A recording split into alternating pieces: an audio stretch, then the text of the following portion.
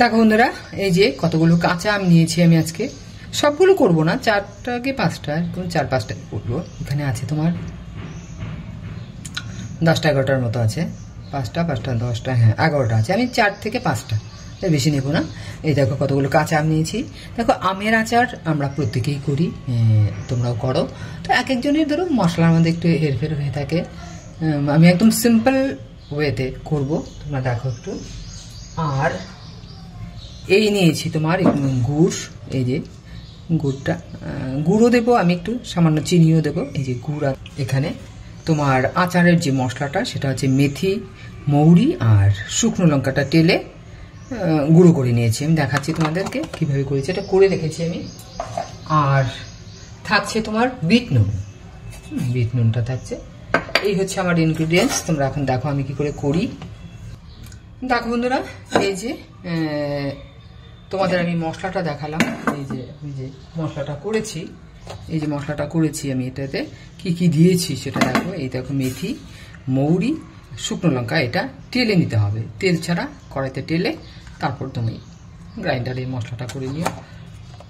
মশলাটা একটু বেশি করে রাখলে ভালো হয়, কারণ পরবর্তী সময় তুমি আবার এটা করতে পারবে।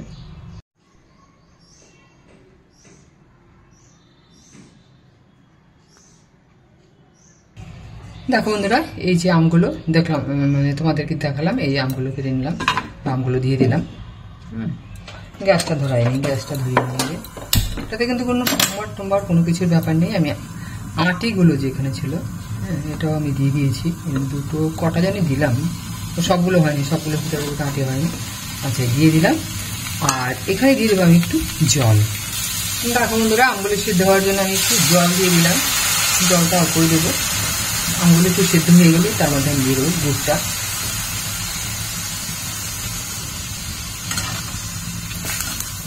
আমটা একটু সেদ্ধ হয়ে গেলেই আমি তার মধ্যে দিয়ে দেবো গুড় যে আছে, গুড়টা দিয়ে দেবো। আর তোমাদের যে এই মশলাটা আমি দেখালাম, এটাতে শুকনো লঙ্কা দিয়েছি, শুকনো লঙ্কা, মৌরি আর মেথি। তো যারা একটু ঝাল খেতে ভালোবাসো তারা একটু ঝাল বেশি দিতে পারো। আমি কিন্তু ঝাল একদমই কম দিয়েছি, শুকনো লঙ্কা বলে কথা। আর আচারে আমার খুব ঝালটা করতে ভালো লাগে না। যাই হোক, তৈরি হচ্ছে, তোমরা দেখো।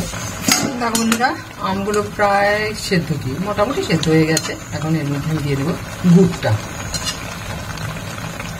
এর মধ্যে দিয়ে দিচ্ছি গুড়টা।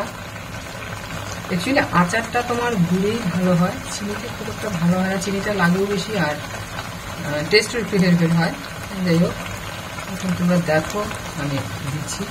ভেবেছিলাম একটু তেঁতুল দেবো, যদি টেস্ট করে দেখি যে টকটা খুব একটা বেশি হয়নি, কারণ আমগুলো আমি আর মুখে দিয়ে দেখিনি যে আমটা টক বেশি বা কম। যদি কম হয় তাহলে আমি তেঁতুল দেবো। গুড়টা আর আমটা ইয়ে হয়ে যাক তোমার। আমি আঁচটা একটু কমিয়ে দিই, কমিয়ে দিয়ে এটা আস্তে আস্তে হোক। মনে হচ্ছে টকই হবে। দেখো, আর এত পেটে পেটে ঢুকতে হবে না। দেখো বন্ধুরা, আর একটু জল দিয়ে দিলাম, দিয়ে ঢাকবো না, না ঢেকেই একদম আঁচটা কমিয়ে দিয়েছি। জানি না গুড়টা ঠিক আছে কিনা, না আরো চিনি লাগবে, দেবো তাহলে। দেখো বন্ধুরা, এই যে গুড় আর আমের এটা দেখো,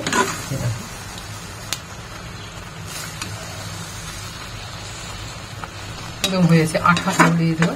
এখন আমি তার মধ্যে দিয়ে দিচ্ছি মশলাটা, মেথি, মৌরি আর শুকনো লঙ্কার একটা গুঁড়ো।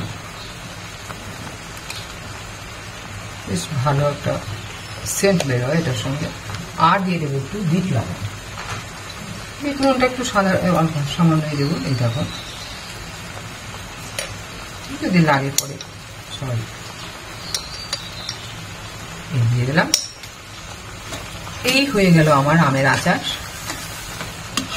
Simple recipe. আমি দেখো তেমন কোনো মশলাপাতি কিছুই দিইনি, শুধু মৌরি, মেথি আর শুকনো লঙ্কা গুঁড়ো আর একটু বিট নুন, গুড় দিয়েছি। চিনিও দিতে পারো, কিন্তু চিনিটা হবে না। এই দেখো একদম, দেখো।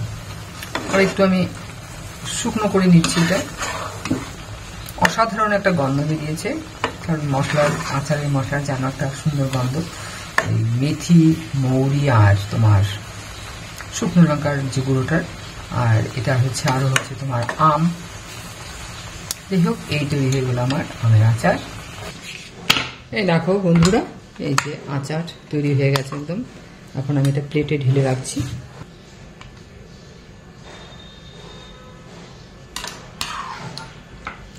তোমরাও মানে আর কিছু মশলা দেওয়া যায় কি না সেটা আমি ধরো আচারে আমি এইটুকু মশলাই দিই। যদি তোমাদের জানা থাকে যে আর অন্য মশলাও দেওয়া যায় বা দাও তোমরা, তাহলে কমেন্টসে অবশ্যই লিখবে।